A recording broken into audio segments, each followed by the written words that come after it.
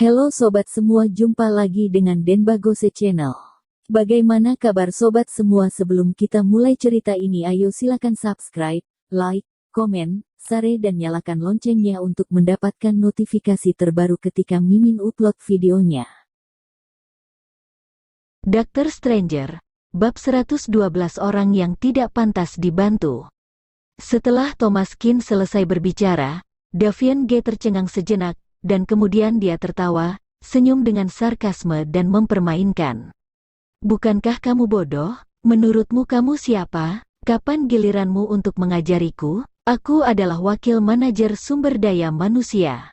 Kamu bisa melakukannya jika kamu ingin melakukannya, atau keluar jika tidak. Banyak orang menginginkan posisi ini. Mata Vivin juga melebar, dan dia sangat marah. Thomas Kin, apakah kamu sakit? Aku sedang mencari pekerjaan untukmu. Kamu berdebat dengan apa? Kamu benar-benar buat aku marah. Vivin benar-benar kesal. Thomas Kin bodoh, karena tidak memiliki ijazah SMA. Jika mencari pekerjaan, apalagi yang bisa dilakukan tanpa melalui pintu belakang? Awalnya, datang untuk berlindung di rumah mereka memberikan bantuan dan mengeluarkan uang. Akhirnya bisa menemukan pekerjaan untuknya, dan dia ternyata mengkuliahi orang. Pernah bertemu orang yang rusak otaknya, tapi tidak pernah melihat kerusakan otak seperti itu. Thomas Kin berkata, tidak perlu mengeluarkan uang ini, ayo pergi. Thomas Kin bangkit dan langsung keluar. Mulut Vivin berkedut dengan keras, wajahnya menjadi hitam karena marah. Dia terus meminta maaf kepada Davian G dan kemudian mengikuti. Thomas Kin, berhenti. Apa kamu sakit? Menurutmu tidak mahal membeli jas seharga lebih dari 100.000 yuan? Sekarang mahal untuk mencari pekerjaan dan menghabiskan 50.000 yuan? Jika bukan karena ibuku, aku terlalu malas untuk urus kamu. Thomas Kin juga tahu bahwa Vivin baik hati, tetapi sepupu ini terlalu percaya diri. Kamu tidak perlu khawatir tentang pekerjaan lagi, kamu bisa kembali. Kamu benar-benar tidak masuk akal. Orang yang tidak pantas dibantu? Mati keki aku. Vivin benar-benar marah kali ini. Thomas Kin terlalu belagu. Dia mengatur pekerjaan untuknya dengan niat baik. Dia tidak mengatakan apa-apa ketika mengacaukannya. Lebih parahnya bahkan tidak berterima kasih padanya sama sekali, dan dia terlihat sangat bangga. Menghabiskan 100.000 yuan ibunya untuk membeli jas, dan berkata dia tidak perlu khawatir tentang itu. Orang seperti ini seharusnya tidak perlu diurus, biarkan dia mati kelaparan. Vivin melambaikan tangannya dengan marah dan pulang naik taksi. Sampai masuk rumah, masih bernapas dalam-dalam dengan wajah memerah. Ernie Tang segera datang dan bertanya, "Putriku, bagaimana? Apakah Thomas diterima?" "Diterima kentut." Vivin melempar tasnya ke lantai dan duduk di sofa, mengertakkan gigi karena marah.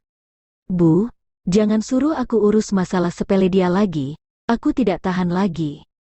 Tahukah kamu, dia baru saja membeli jas seharga lebih dari 100.000 yuan dengan kartumu. Ketika tiba di perusahaan, akhirnya memberinya kesempatan. Orangnya bilang bisa membiarkannya masuk jika diberikan 50.000 yuan, tetapi dia malahan menguliahi wakil manajernya. Itu semua uang kita, apa yang dia risaukan?" Vivin semakin marah, menarik napas dalam-dalam. Ernie Tang dengan cepat menuangkan segelas air untuknya. "Aduh, apa yang menjengkelkan tentang ini? Menghabiskan uang siapapun sama saja. Ketika kamu masih kecil, bukankah kamu juga menghabiskan tidak sedikit uang dari keluarga Kin? Selain itu, kepribadian sepupumu masih bagus, cuma agak kaku." Vivin mencibir, dia tidak kaku, dia rendah Eki. Aku belum pernah melihat Eki yang begitu rendah. "Bu, kenapa berikan kepadanya begitu banyak uang untuk membeli sepotong pakaian lebih dari 100.000? Ayahku saja tidak memakainya semahal itu." Ernie Tang mengerutkan kening, "Ratusan ribu? Bukankah seharusnya, kartu aku hanya 50.000 yuan. Dr. Stranger, bab 113 kembali untuk memberimu uang." Vivin juga mengerutkan kening. "Hanya 50.000? Tidak mungkin. Setelannya sangat mewah. Aku memeriksanya secara online. Yang termurah adalah 60.000 hingga 70.000 yuan. Bagaimana bisa 50.000 yuan? Ernie Tang terkejut. Putriku, kartu aku benar-benar hanya 50.000, dan aku memiliki pengingat SMS. Jika ada konsumsi di kartu, aku akan menerima notifikasi SMS di sini. Dengan mengatakan itu, Ernie Tang melihat kembali ke pintu dan menemukan bahwa kartu bank ada di rak sepatu. Lihat, Thomas bahkan tidak membawa kartunya, anak ini. Vivin tertegun, tidak mengambil kartunya, tidak menggunakan uangi, dari mana asalnya setelan jasnya? Membelinya dengan uang sendiri, biarpun dibunuh pun Vivin tidak akan percaya. Thomas Kin bahkan tidak punya pekerjaan. Bisakah dia membeli jas seharga 100.000 yuan? Setelah dipikir-pikir, sepertinya hanya ada satu penjelasan yang masuk akal. Thomas Kin menyiapkan jas lebih awal dan membeli replikanya di online store. Pria munafik. Vivin melotot, tetapi ngomong-ngomong barang replika ini sangat mirip yang asli. Setelah Vivin pergi, Thomas Kin berdiri di depan pintu Xyuan Company dan menelepon Weston Meng. Saudara senior, aku Weston Meng. Thomas Kin bertanya, Xyuan Company ini, apakah kamu sekarang yang bertanggung jawab? Weston Meng berkata, bisa dianggap begitu, aku tidak bisa mengurus kedua perusahaan sendirian, jadi ada dua wakil direktur yang membantu mengelola. Thomas Kin mengangguk, dia tidak menyalahkan Weston Meng. Lagi pula, untuk perusahaan besar seperti itu, tidak luput dari bajingan seperti itu. Saudara senior, kamu adalah Presiden Xyuan Company. Kamu belum pernah muncul. Apakah kamu ingin mencari kesempatan untuk bertemu semua orang? Thomas Kin berpikir sejenak, kalau begitu besok pagi. Oke, aku akan segera mengaturnya. Setelah menutup telepon, Thomas Kin balik badan dan masuk kembali. Di kantor, Davian Ge belum pergi. Dia mengerutkan kening saat melihat Thomas Kin kembali. Untuk apa kamu kembali? Thomas Kin berkata dengan ringan, untuk memberimu uang. Davian Ge tercengang, oh, sudah terbuka pikirannya? Ini baru benar, jangan banyak campur urusan saat usia muda, menurutmu siapa kamu? Ini Xyuan Company, kamu tidak berhak untuk campur tangan, 50.000 yuan, 1 sen pun tidak boleh kurang.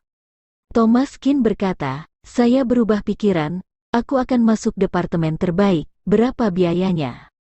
Davian Ge tertegun sejenak, dan kemudian ada ekspresi mempermainkan di wajahnya, kamu cukup ambisius.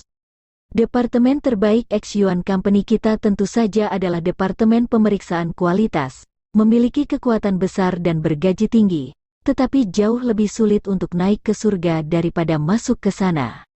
Kecuali, aku informasikan pada wakil direktur kita. Thomas Kin tidak mengubah ekspresi wajahnya, dan bertanya, wakil direktur yang mana? Davian Ge berkata, kamu tidak bisa mengurus ini, kamu hanya perlu tahu bahwa harganya sangat mahal. Kamu buka harga. Davian Ge berpikir sejenak, tetap menjulurkan sebuah tangan, 500.000 yuan. Thomas Kin menyipitkan matanya, satu pekerjaan, 500.000 yuan, bisnis yang sangat bagus. Apalagi eksekutif perusahaan juga terlibat. Departemen pemeriksaan mutu ini adalah departemen terpenting dari seluruh perusahaan farmasi. Semua obat yang keluar dari pabrik harus menjalani pemeriksaan mutu. Begitu terjadi masalah, akibatnya bagi perusahaan sangatlah serius. Masih ada orang yang bisa main masuk ke departemen kritis ini? Seperti riwayat hidup Thomas Kin saat ini, dia bahkan tidak memiliki ijazah SMA. Tetapi Davian Ge berani menepuk dada memastikan dia masuk ke departemen pemeriksaan kualitas. Jelas ada seseorang di belakangnya. Bersambung. Terima kasih kepada kalian yang telah menonton video ini. Jangan lupa tekan tombol subscribe-nya dan nyalakan notifikasinya untuk mendapatkan video-video seru lainnya dari channel Denbagose.